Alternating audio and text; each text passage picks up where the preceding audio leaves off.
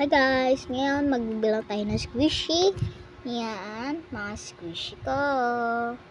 So magbibilang tayo squishy at saka yung bracelet na squishy. Ito kahit hindi ito squishy, okay lang.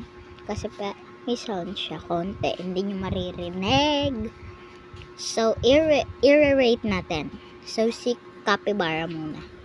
Wait lang. Ang rate ko kay Capybara ay 8/10 kasi tignan nyo yun o, nasira na siya guys. Dati buong buo pa to, ngayon hindi na, pero slow rising siya, hindi lang talaga mahalata. Medyo slow rising siya pag kinakamay mo, pero pag binibigyo mo hindi siya halata na slow rising. So next, sino ang next sa inyo? Ito si Purple. Si Purple, 10/10, ay 9/10 kasi may butas na siya dito. Tapos, pero may sound siya. Yan.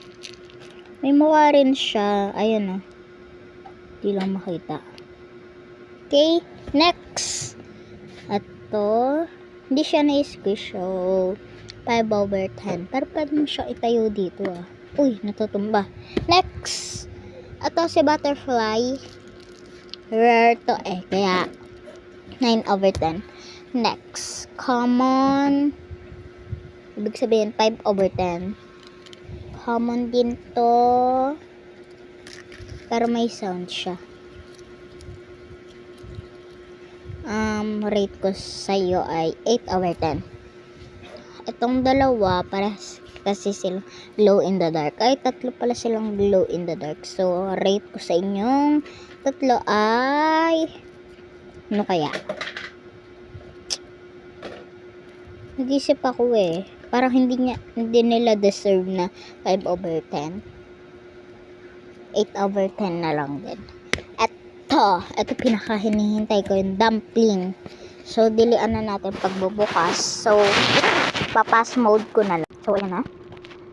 Okay. Ang color pala nito guys ay kulay yellow. Yan.